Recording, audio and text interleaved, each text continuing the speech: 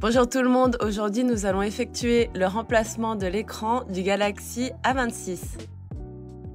Pour cette réparation, vous allez devoir transférer tous les composants internes de votre Galaxy A26 dans votre nouveau bloc écran. N'oubliez pas qu'avec le code guide vidéo, vous avez moins 10% sur votre prochain panier sur sosav.fr. C'est parti pour la réparation, vous allez comme d'habitude éteindre votre téléphone et retirer le rack SIM. Nous allons commencer par retirer la vitre arrière. Pour cela, il va falloir la chauffer un peu pour ramollir le sticker qui le maintient au téléphone. Donc utilisez un coussin chauffant que vous allez mettre 1 à 2 minutes au micro-ondes, puis déposer sur le pourtour de votre Galaxy A26, ou utilisez un décapeur thermique que vous allez faire circuler tout autour du châssis quelques secondes. Si vous n'avez ni l'un ni l'autre, vous pouvez utiliser votre sèche-cheveux. Placez la ventouse en bas du téléphone, puis insérez le médiator en métal troué entre la vitre arrière et le châssis. Puis insérez les médiators en plastique pour faire tout le tour de la vitre arrière. Vous verrez, elle se décolle assez facilement.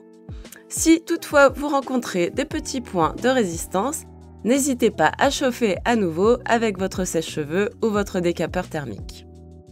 Mettez votre vitre arrière de côté. Nous allons pouvoir retirer la plaquette réseau et NFC qui est maintenue par 8 vis cruciformes. Ces 8 vis sont toutes interchangeables.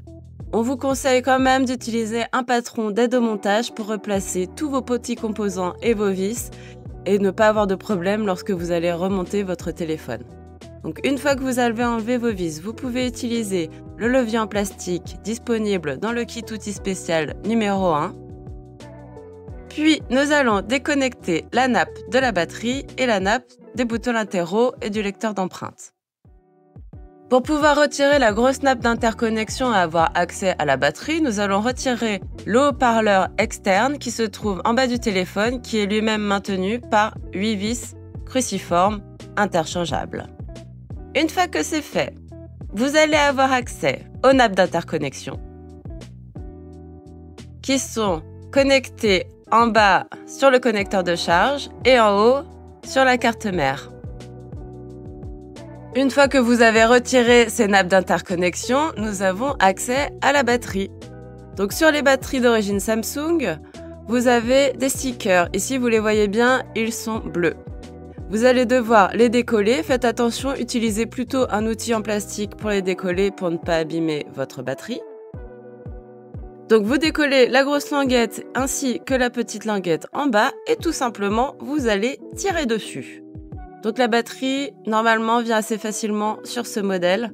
Vous pouvez aussi utiliser une carte en PVC pour faire levier si toutefois c'est encore trop collé. Nous allons pouvoir passer au connecteur de charge. Donc pour commencer, nous allons déconnecter l'écran. Puis, retirer les 2 câbles coaxiaux qui relient encore le connecteur de charge à la carte mère en haut du téléphone. Ensuite, munissez-vous de votre tournevis cruciforme. Nous allons enlever la vis qui maintient le connecteur de charge. Elle est un peu différente des autres vis cruciformes, mettez-la bien de côté. Une fois que c'est fait, utilisez la pince fine pour retirer le connecteur de charge. Vous allez à nouveau chauffer un petit peu le vibreur, c'est cet élément rond qui est sur le côté. Donc vous déconnectez sa nappe,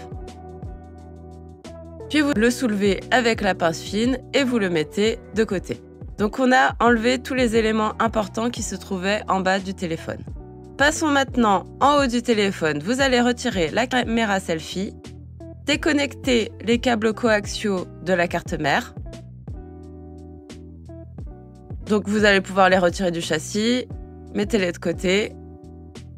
Nous allons passer au retrait de la carte mère. Il y a également une vis unique qui la maintient, mettez-la bien de côté. Puis utilisez la spatule pour pouvoir soulever la carte mère et la retirer du châssis. Il reste un dernier bouton à retirer, c'est le lecteur d'empreintes. Donc vous voyez, il y a 2 vis cruciformes qui maintiennent une plaquette de protection. Une fois que vous avez enlevé cette plaquette de protection, vous allez pousser le bouton du lecteur d'empreintes à partir de l'extérieur du châssis pour pouvoir le retirer. Pour finir, vous allez récupérer le haut-parleur interne qui se trouve en haut du téléphone. Il s'agit de l'écouteur de l'oreille. Donc, chauffez un petit peu cet élément. Puis, utilisez votre pince fine pour pouvoir décoller la nappe et le retirer du châssis. Donc, ça y est, on a récupéré tous nos éléments qu'on va pouvoir replacer dans notre nouveau bloc écran. Donc, on commence par le lecteur d'empreintes.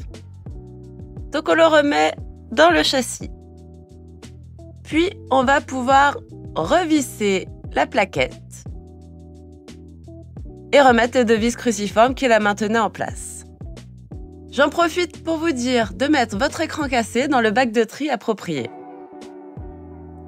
C'est parti pour la carte mère. Donc, vous la replacez et vous remettez la vis unique cruciforme qui la maintient en place. Puis la caméra selfie, la caméra avant, que vous avez juste à reclipser. Ensuite, vous allez remettre le vibreur en bas du téléphone, puis le connecteur de charge que vous allez insérer dans le châssis. N'oubliez pas sa vis cruciforme. Une fois que c'est fait, vous pouvez reconnecter votre écran au connecteur de charge. Maintenant que le connecteur est en place, vous allez pouvoir remettre les deux câbles coaxiaux qui relient le connecteur de charge à la carte mère en haut du téléphone.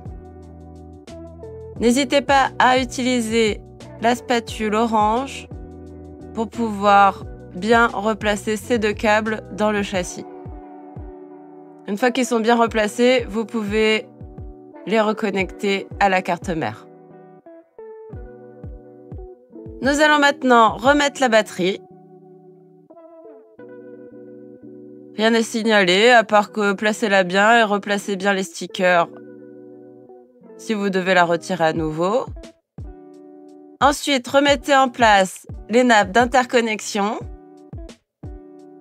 Puis, le haut-parleur externe avec ses 8 vis cruciformes qui se trouvent en bas du téléphone. Le haut-parleur externe est rebranché. Vous pouvez reconnecter la nappe de la batterie et la nappe du lecteur d'empreintes, puis remettre la plaquette NFC ou plaquette réseau. Et voilà, vous avez remis tous les composants internes de votre téléphone dans votre nouveau bloc écran. Pour finir, nettoyez le contour de votre vitre arrière. Vous enlevez le joint collant qui était encore dessus. Puis vous allez poser un léger filet de colle tout autour de votre nouveau châssis. Replacez votre vitre arrière. Nous vous conseillons de mettre votre téléphone sous presse sous une pile de gros livres ou à l'aide de pinces pendant 20 à 30 minutes. N'oubliez pas de remettre votre lecteur de carte SIM. Le guide de changement de bloc écran du Galaxy A26 est maintenant terminé. Salut à toutes les bricoleuses et à tous les bricoleurs. Suivez-nous sur notre chaîne YouTube pour tout réparer vous-même.